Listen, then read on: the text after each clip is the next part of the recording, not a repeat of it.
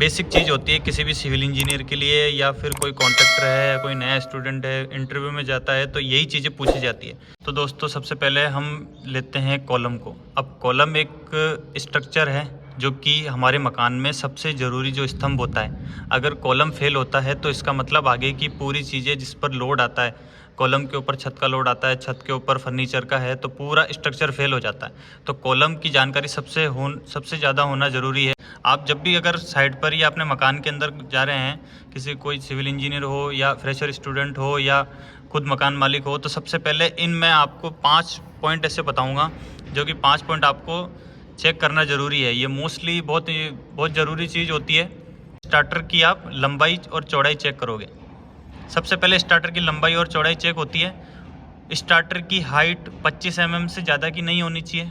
अगर 25 mm से ज़्यादा होती है तो आप उसको ज़रूर कम करवाइए, क्योंकि ये IS 456-2000 के तहत ये नहीं चलता, क्योंकि फिर फेल हो जाता है, क्योंकि लोड इसके ऊपर फर्मा लगता है। तो वो तीसरी चीज़ इसमें आती है कि जो स्टार्टर की हम कास्टिंग करोगे 25 mm की, उसकी ग्रेड ऑफ कंक्रीट कौन सी होनी चाहिए। ग्रेड ऑफ कंक्रीट कम से कम M25 तो होनी चाहिए, इससे कम बिल्कुल नहीं चलेगी।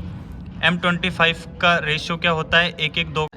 M के अंदर मिक्स रेशियो होता है और 25 के अंदर ग्रेड ऑफ कंक्रीट होती है। M25, M20, M10, M7.5, M5 ये सब सुने होंगे आपने। तो M होता है मिक्स रेशियो और 25 होता है ग्रेड ऑफ कंक्रीट। ये किसी भी सिविल इंजीनियर को जानकारी होनी चाहिए, क्योंकि ये चीज़ इंटरव्यू में पूछी जाती है। अब दूसरा आता है कॉलम स्टील। अब कॉलम ये तो हो गई साइज़, अब आती है कॉलम स्टील। कॉलम स्टील में सबसे पहली चीज़ आप क्या चेक करोगे, टोटल नंबर ऑफ स्टील, मतलब कितने सरिये हैं, 10 सरिये हैं, 20 सरिये हैं या 30 सरिये, जो भी सरिये हैं आप कॉलम की स्टील का नंबर चेक करोगे। उसके बाद में कितने mm के सरिये हैं, मान के चलिए 10 सरिये हैं 20 mm के हैं, 10 सरिये हैं 25 mm के हैं, तो उस चीज़ों को आप चेक करोगे। तीसरी चीज़ आती है कॉलम की रिंग।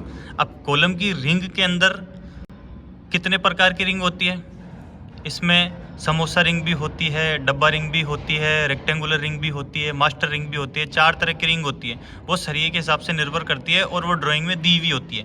उसी चीज़ को आपको चेक करना है। इसी में ही कॉलम की रिंग में दूसरी चीज़ कि बेंड की जो पोजीशन है रिंग की जो बेंड की पोजीशन है वो 135 डिग्री पर बेंड होनी चाहिए, जो हुक बेंड होता है उसका, और उसकी जो लेंथ है कम से कम 10D तो होनी चाहिए। अगर मान के चलिए 8 mm का सरिया है तो 80 mm उसकी लेंथ होनी चाहिए और 135 डिग्री पर बेंड होगा। इसी तरह से जो हुक लगता है, हुक जो बेंड होता है कॉलम के, जो सेंटर से सेंटर स्टील जाता है उसमें जो हुक लगता है वो भी सेम कंडीशन पे 135 डिग्री पर बेंड होना चाहिए और 10D पर उसकी लेंथ होनी चाहिए। अब 3 चीज़ हो गई। चौथी चीज़ आती है हमारी लैपिंग जोन। अब लैपिंग जोन के अंदर 3 तरह के जोन होते हैं। मान के चलिए 3 मीटर का है पूरा। अब इसमें ऊपर से 1 मीटर, नीचे से 1 मीटर, बीच में बचा 1 मीटर। तो ऊपर से जोन A आएगा, नीचे से जोन A आएगा और बीच में जोन B आएगा। 3 तरह के ये जोन होते हैं। आपको लैपिंग जोन B के अंदर देनी है।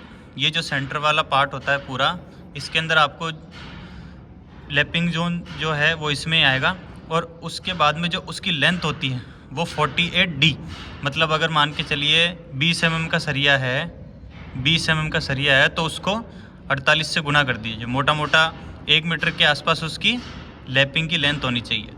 उसके बाद में जो अल्टरनेटिव बार कंडीशन जो होती है वो अल्टरनेटिव कंडीशन होनी चाहिए, जो सरिया से सरिया कम से कम 1.5 से 2 मीटर, 1.5 से 2 मीटर कम से कम सरिये से सरिया अल्टरनेट होना ही चाहिए। इससे कम तो अगर आपका कॉलम फेल हो सकता है, अगर इससे कम हो जाए तो। ये एक बेहद ज़रूरी चीज़ें हैं जो कि अधिकतर सिविल इंजीनियर या फ्रेशर स्टूडेंट या कॉन्ट्रैक्टर से पूछी जाती है। अब 5वीं चीज़ आती है जी हमारी बांदी। अब बांदी कैसी होनी चाहिए। बांदी एक तो नॉर्मल बांदी होती है और एक कैंची बांदी होती है। नॉर्मल बांदी आपको नहीं करवानी है, कैंची बांदी करवानी है। कैंची बांदी के अंदर जो बॉन्डिंग स्थिति होती है रिंग और हुक या कॉलम का जो सरिया होता है, मान के चलिए अगर कॉलम का सरिया या रिंग में बांदी लग रही है या कॉलम का सरिया या हुक में बांदी लग रही है तो आपको कैंची बांदी करवानी है। कैंची बांदी ही सभी जगह पे प्रेफर करनी है आपको, चाहे वो छत का सरिया बन रहा हो, चाहे बीम का सरिया बन रहा हो, चाहे कोई सा सरिया बन रहा हो, आपको कैंची बांधी करवानी है। इसमें बॉन्डिंग बहुत अच्छी बनती है, 90% इसमें बॉन्डिंग बन जाती है। तो इस चीज़ का आप ज़रूर विशेष रूप से ध्यान रखें। और इसी तरह की वीडियो देखने के लिए अगर आप प्रैक्टिकल इसको देखना चाहते हैं बिल्कुल लाइव, तो आप मुझे कमेंट सेक्शन में कमेंट कर सकते हैं। मैं आपको इन सारी चीज़ों के बारे में प्रैक्टिकल भी बता सकता हूँ। और इस तरह की इन्फॉर्मेटिव वीडियो देखने के लिए हमारे चैनल को लाइक, शेयर एवं सब्सक्राइब करें।